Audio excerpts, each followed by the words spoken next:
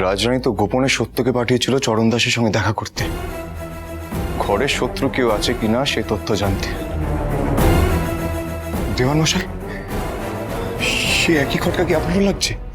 লাগছে। বাড়ির কেউ হওয়াটাই স্বাভাবিক বলে মনে হচ্ছে। যাই হোক যুবরাজ, আপনি কাল বজরার যাত্রাখানা করুন, আমি সমস্ত ব্যবস্থা করে ফেলেছি। ছোট কুমার, আমি আর আপনি কিছু পাইক নিয়ে নলহাটির আশেপাশে লুকিয়ে থাকব। চরণদাস গুপ্তচরের সংবাদ যদি সঠিক হয় তাহলে ভিন রাজ্যের দস্যুরা সেখানে আস্তানা গেড়েছে, আমরা সেখানে নজর রাখব। এখন আমাদের পরিচিত কেউ সেখানে আছে কিনা বা গিয়ে উপস্থিত হয় কিনা সেটাই দেখার। জানেন যুবরাজ, যেদিন থেকে ভাস্কর পণ্ডিত আর তার দলবল মুর্শিদাবাদ যাওয়ার পথে বাঁধন আলগা করে পালিয়ে গেছে, সেদিন থেকেই আমার সন্দেহ। দয়ারাম দাদা, স্পষ্ট করে একখানা কথা জিজ্ঞেস করব। ঘরের শত্রু বলতে আমরা কাকে বুঝছি? প্রসাদ দাদা? না, অন্তত কোনো প্রমাণ না পাওয়া পর্যন্ত এত বড় বদনাম দেওয়া আমাদের অনুচিত হবে ঠাকুরপো। রাজরানী একেবারে সঠিক কথা বলেছেন। কোনো প্রমাণ ছাড়া শুধুমাত্র অনুমানের ভিত্তিতে কাউকে দোষারোপ করাটা ঠিক নয়। দয়ারাম দাদা, কালকে এই খোঁজে যুবরাজের সঙ্গে আমিও যেতে চাই। ভবানী, তা কিভাবে সম্ভব? কেন? আপনি সে ব্যবস্থা করে দিন, যেমন করে আমায় ঝুলনে নিয়ে গেছিলেন বকুল গায়ে। ভবানী, তোমাকে বুঝতে হবে বারবার কি করে সম্ভব সেটা। সত্য সত্য সত্য তোর বৌঠানকে বোঝা। দেখ, এই বিষয়টা কিন্তু আরো জটিল হয়ে দাঁড়াবে।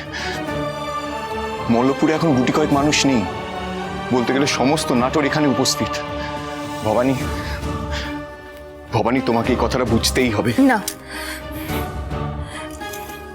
যুবরাজ, আমি যখন মনস্থির করে ফেলেছি আমি কিন্তু যাবই, আমাকে আর কেউ কিছু বোঝাতে পারবে না।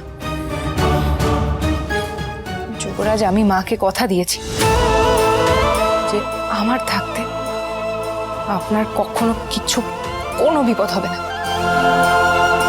সে কথার খেলাপ কি করে করি বলুন তো? যদি কোনো বিপদ হয়, তোমার যদি কোনো বিপদ হয় ভবানী, তখন আমি কি করব? ভবানী, ওই শ্মশানে আমাকে পর্যন্ত তারা বিপদে ফেলেছিল, ওই তান্ত্রিকগুলো। একটু বোঝার চেষ্টা করো। দেখো ভবানী, এত অবুঝ হয়েও না। আপনি আছেন তো যুবরাজ, আপনি আমায় রক্ষা করবেন আমি জানি। এ যেমন আপনার কর্তব্য, তেমন আমারও কর্তব্য আছে নাটোরের জন্য। মনে করবেন না যে আমি আমার কর্তব্যের বাইরে গিয়ে কোনো আবদার করছি বা অধিকার ফলাচ্ছি। আমি জানি আমার ইতিহার কতটুকু। বুঝেছি, গভীর অভিমান জমাট বেঁধে আছে রাজরানীর মনে, সম্ভবত পুটির কারণে। রাজরানীর খারাপ লাগলে আমার কেন এত কষ্ট হয়? এবার কি হবে? বৌঠান যা চাইছেন তা তো কঠিন চাওয়া। দেখছি সত্য, তোর বৌঠান যখন যাবেন বলেছে তখন সে ঠিকই যাবেন, তাকে কেউ আটকাতে পারবে না। এবার দেখি কি ব্যবস্থা করতে পারি। বাহ, অপূর্ব। দয়ারাম দাদা, রাজকার্যের জন্য যাওয়া হলেও এই জলপথের যাত্রা ওদের জন্য বড়ই উপভোগ্য হবে। কান্ত দাদা, যাত্রাপথের এই দৃশ্য তোমাদের দুজনের ভীষণ ভালো লাগবে। তুমি বরং বৌঠানকে নিয়ে বেরিয়েই পড়ো। ওই রঘুবংশমে লেখা আছে না, দুরাদয়স চক্র নিভস্য তন্নি তমালতা আলী বনরাজি নীলা। তুমি বৌঠানকে দূরের দিগন্ত দেখাতে পারবে। এত না ভেবে তোমরা বরং বেরিয়ে পড়ো। আর যদি বিপদের কথা বলো, দয়ারাম দাদার সাথে আমি তো রয়েছি, কোনো চিন্তা করো না। তোমরা মা ভাই বলে বেরিয়ে পড়ো দেখি।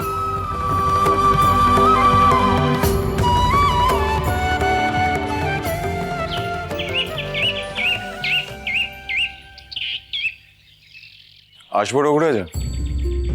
রামকান্ত, কিছু বলতে চাও? অন্দরে এসো। রঘুরাজ, কোনো সমস্যা? আজ্ঞে না। আপনার কাছে একটা অনুমতি নিতে চাই। আমি আজই জঙ্গল পরিদর্শনে যেতে চাই, দ্বারকা নদী ধরে এগোতে চাই। এ তো অতি উত্তম কথা। তার কিছুদিনই তো আমরা নাটোর ফিরে যাব। তার আগে তুমি যতটা পারো মহলের কাজে যোগ দাও। পিয়ান মশাইকে বলে দাও, ব্যবস্থা হয়ে যাবে। আগে সে বলেছি, কিন্তু রঘুরাজ, মানে যদি অনুমতি না নিয়ে ঢুকে এলাম খুড়োমশাই। বলছি পুঁথিগুলো। হ্যাঁ, সরিয়ে দাও।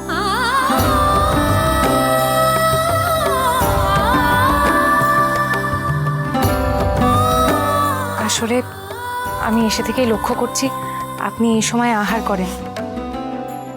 খুব একটা অনিয়ম আপনি পছন্দ করেন না। আমি অনিয়ম পছন্দ করি না বলে তুমি নিজের হাতে আমার জন্য জল খাবার নিয়ে এসছো মা? এর কি খুব প্রয়োজন ছিল? এত দাস দাসীরা রয়েছে, এতকাল ধরে তো তারাই সময় মতো ব্যবস্থা করেছে।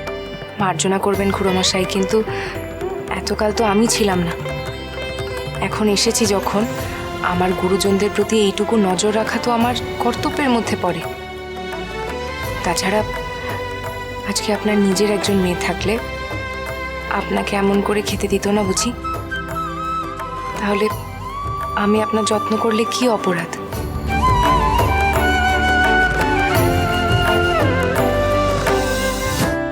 আত্মারাম চৌধুরী মশাই সত্যিই নিজের মেয়েকে মানুষের মতো মানুষ করেছে। তুমি আমায় প্রতিদিন মুগ্ধ করো মা। আর যা বললে তারপরে তো কোনো কথা থাকতেই পারে না। কি রামকান্ত, পারে কি?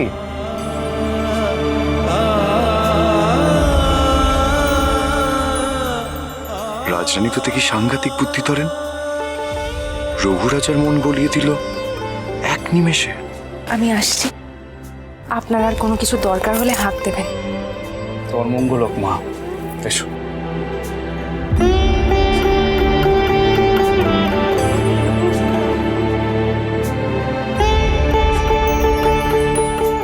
আমাদের বৌরানী খুবই বুদ্ধিমতী কান্ত। মহাল দর্শনে যদি আমি বৌরানীকে পাঠাই তাহলে পিসিমা হাজার প্রশ্ন তুলবেন, কিন্তু যদি মেয়েকে পাঠাই যুবরাজের সাথে সেক্ষেত্রে আপত্তি করার কোনো জায়গাই থাকে না, কি বলো? রঘুরাজা, আপনি নিজে অনুমতি দিচ্ছেন ভবানীকে আমার সঙ্গে যাওয়ার জন্য? হ্যাঁ, অনুমতি দিচ্ছি, কারণ তুমিও সেই বাসনে নিয়ে আমার কাছে এসেছিলে, তাই নয় কি? মানে আপনি কি করে? রওনা হও রামকান্ত, রওনা হও। কাল রাতে যা যা ঘটেছে সমস্ত কিছু আমাকে দয়ারাম বলেছে। দেখো, মুর্শিদাবাদের দরবারে আমি তো শুধু শুধু জায়গা করে নিইনি।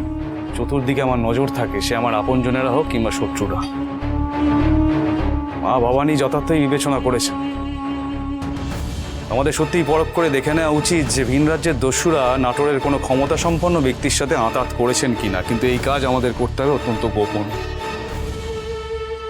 যাতে কেউ আন্দাজ করতে না পারেন যে আমরা কিসের খোঁজ করছি কিংবা কার খোঁজ করছি। যদি তোমরা দুজনে একসাথে বেরো তাহলে সেই সন্দেহটা কেউ করবেন না। সবাই ভাববেন তোমরা প্রমোদ ভ্রমণে বেরিয়েছ, বুঝলে? আজ্ঞে রঘুরাজ। যাক, অন্তত যাওয়ার অনুমতিটুকু পেয়ে গেলাম। কিন্তু আমার ভয় যে অন্য কোথাও মা ভবানী। পেশাদ ঠাকুরপোর মাধ্যমে এতক্ষণে খবর পৌঁছে যায়নি তো দস্যুদের কাছে? রাজরাজেশ্বর